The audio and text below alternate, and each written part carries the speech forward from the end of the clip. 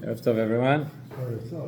So we started talking last week about the mitzvah of Tkiyat Shofar, which is coming up, will be upon us very, very soon. So we spoke about the development of the number of Tkiyot that we have to hear on Rosh Hashanah. As we said, from the Torah it's really 9, that becomes 30, right? It should be 27, but becomes 30 because the Shvarim Trua we count as 2, right? And then we said from 30 we get to more because we have the Tkiyot Miyushav and the Tkiyot Me'umad.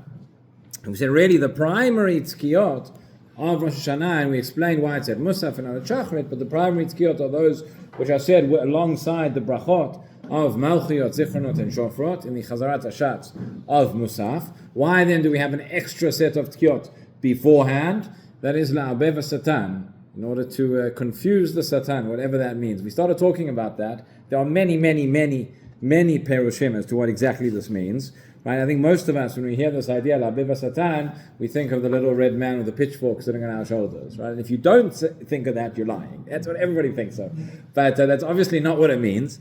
But somebody said to me this year that Satan is going to be very, very confused before the shofar, but Pikuda Oref. You get the hatraot, you get the azakot. Does it mean you have to go down, not go down, whatever?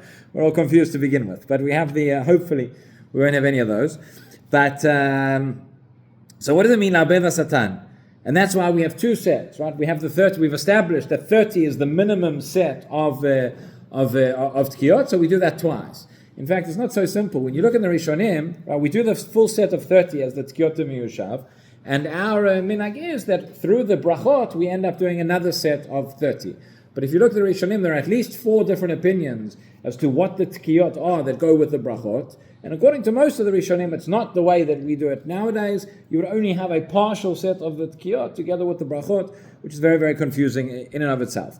But we'll get to that. And then we have other tkiyot that we add on later. But first of all, we have the minimum set. Now we said we do twice. Once before Musaf, once during Musaf. La'abev Satan. So we saw Rashi who says it's all about Hidur Mitzvah. The fact that Yisrael are Mechababim and Mitzvot, that we're doing more than we have to. We were commanded to blow 30 times, right? 9, which becomes 30. So we do it an extra time. We want the Hidur. We want to go above and beyond the letter of the law, not just tick the boxes, but show that we care about it. Okay. So he brings here in the Pnei Lachai, brings a number of different explanations exactly what this means. He says, Aramban Piresh. There is something, there's a special power in the tkiyah that connects us to Hashem. We get to the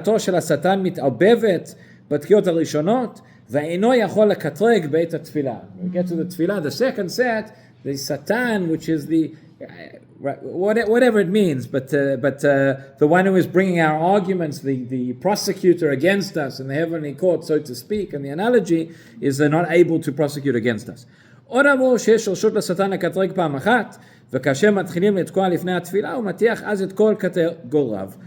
who write that the prosecutor is allowed to lay out his arguments once. So he says, what is arguments the first time? Now we blow the shofar the second time. He can't argue against us again. Okay. This is the Ran. This is maybe a more down-to-earth understanding of this. But he says that when we talk about the Satan, we're really talking about the Yetzer Hara. Talking about the evil inclination within each of us. At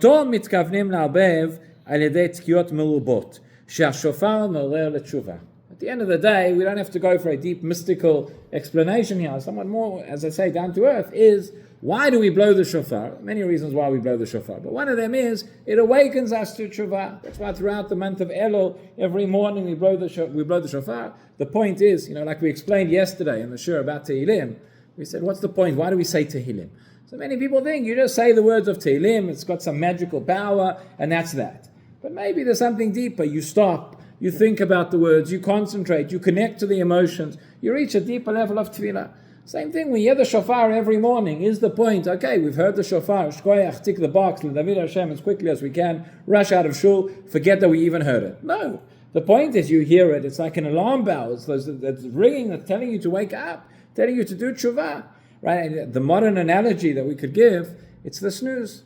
Right, you have the alarm clock that goes off in the morning. I'm sure this has never happened to anybody here. It's never happened to me.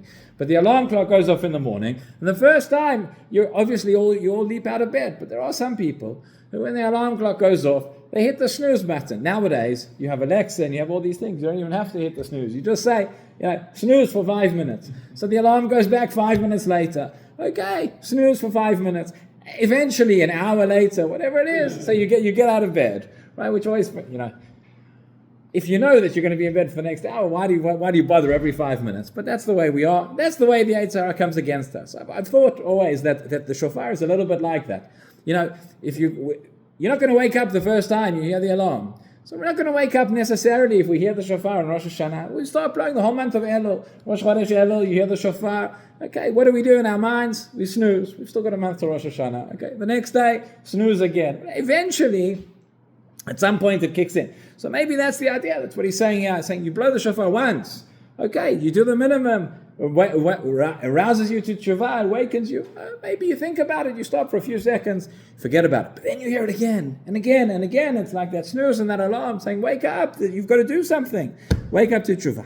ואפשר לפרש שבתקיעות הראשונות מרוב התרגשות פעמים שאדם מאבד הכוונה הראויה, אבל לאחר שכבר שמע 30 תקיעות, האטום מתיישבת עליו והוא יכול לכוון כראוי. He says, okay, maybe sometimes it's just, you hear the first set, we heard the shofar, okay, it's overwhelming and something, but we go back again, we have time to think, we have time to stop, we have time to bring us to do something and have a real meaningful impact. So I thought it's worth at this point just reading the Rambam, and it's interesting that he brings this in Hilchot Tshuva, he does not bring this in Hilchot Shofar.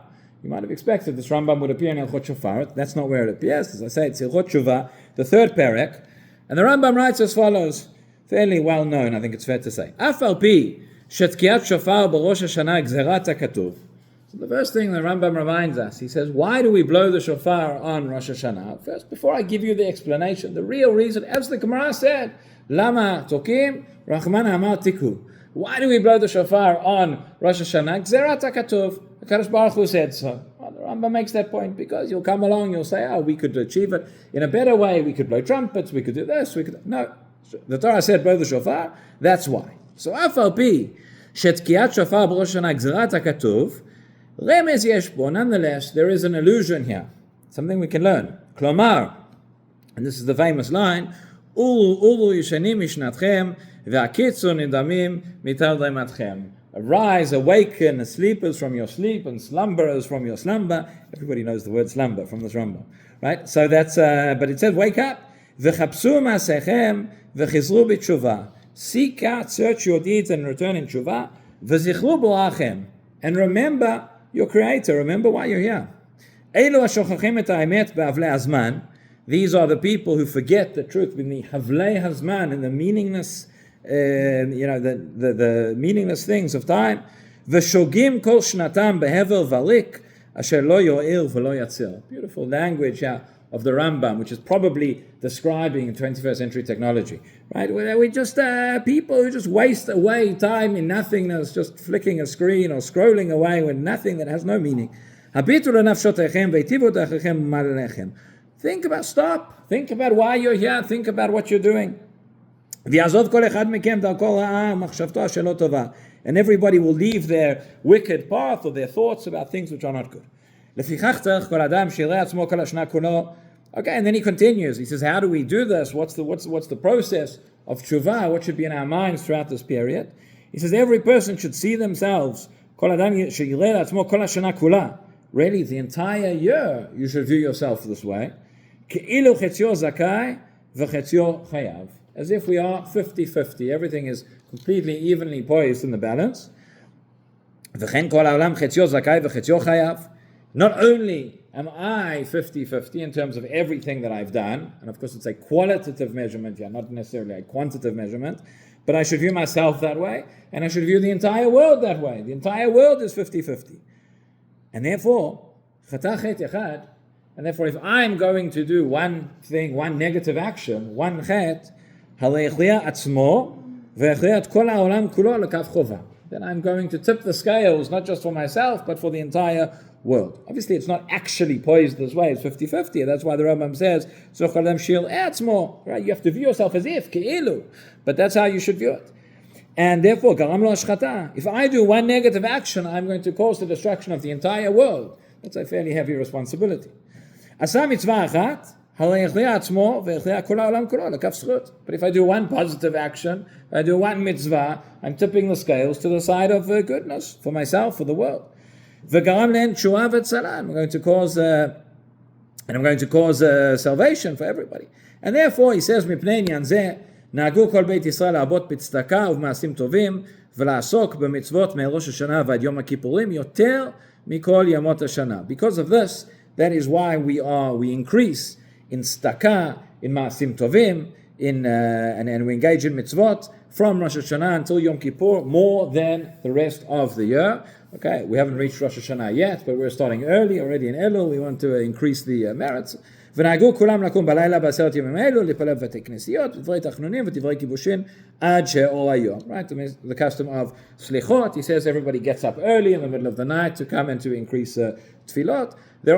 By the way, there are different minhagim as to how many slichot and when we start saying slichot. We'll start on Motzei Shabbat, as is the Ashkenazi custom, right? We begin at least 4 days before Rosh Hashanah, but we start on Motzei Shabbat. So because this year, if we would wait till Motzei Shabbat, that is before Rosh Hashanah, we'd have less than 4 days, so we begin a week early. The Sephardi minhag is to begin already from Rosh Chodesh, or the day after Rosh Chodesh Elul. There were places where the minhag was only to say slichot during Aseret Yemei Teshuvah, but in Aseret Yemei Teshuvah, slichot are a little bit longer. Okay, all of that is connected to the shofar that we blow on Rosh Hashanah, the shofar beforehand as well, that is meant to begin to awaken us and bring us to do teshuvah. Okay, so that's one explanation in terms of why we don't suffice with the minimum amount of tkiyot, the minimum amount of 30. We do the tkiyot miyushav, the tkiyot mu'mad, we do extra. All of those are meant to awaken us furthermore. Maybe that's one interpretation of what it means, la'arbeh v'satan. And then, as we know nowadays, we don't just suffice with that. 30 plus 30 is 60, but we go to, and it's an almost universal minhag nowadays, to go up to 100. So he writes here, minhag atik od mitkufat ha'geonim, litkoa me'at tkiyot. This was already since the days of the Geonim. Bimei harishonim barov ha'kehilot lo nagu po, meaning the minhag existed in the days of the Rishonim. Not everybody would follow this practice. Ela hayu tokin 30 b'miyushav lifnei musaf, uv'mutzaf atzmo hayu shetak'u. So you would have the 30 tkiyot, as we said, before musaf, and during musaf as well. How many tkiyot? There were those who would have 10 tkiyot during musaf, and those who had 30 tkiyot during musaf. B'tkuvot achronim, later on, and really when this becomes popular, is be'ikvot divrei ha'arizal, according to Kabbalistic reasons as well, but the Arizal established shesidel kavanot al pi asod le'me'at tkiyot. Kabbalistic reasons why there are kavanot for 100 tkiyot, and then the minhag became popular amongst just about all communities. As we said, exactly how we get to 100 and the order that we do it, that is going to be the subject of dispute. There are a few different ways in which it's done. But essentially the way we have, he writes here, so we have the 30 tkiyot before Musaf, then another 30 tkiyot during the Chazarat HaShatz, that gets us to 60, and then we continue with another 40 at the end. And different ways of splitting that up, 30 and then 10, and different practices that exist. There are those, said before, and this is popular amongst Yotzei Sfarad and also in many Hasidic communities, whereby the Arizal established as well that they would have the tkiyot not only in the repetition of the Amidah, but during the silent Amidah as well. And there it's very, very difficult. You're trying to get the tkiyot which go together with the brachot, so somebody would stop and you would try and get to, I once stumbled in a place where they did this, the tkiyot during the Lachash. Again, if you daven at a different pace, it's very, very hard to follow. But essentially, the Chazan, whenever he gets to the end of the bracha of Malchiot, Zichrot, Shofrot, that's when they would insert those. So that way, you would have 30 before Musaf, you would have 30 during the Amidah, 30 during the Chazarah, that's already 90, and you only need another 10. But the universal minhag is to get to 100 at the end. As we've said, just end with this, as we've said already, somebody who's davening without a minyan or comes late or needs to hear, so somebody is in the army, right? So the 30 tkiyot is the mitzvah. So if you weren't able to daven with a minyan or to hear the tkiyot during davening, you would not go and blow 100 tkiyot afterwards. Just go and blow the 30 and that way fulfill the mitzvah as well. Okay, tomorrow we'll talk maybe about the brachot and other aspects of the tkiyat shofar.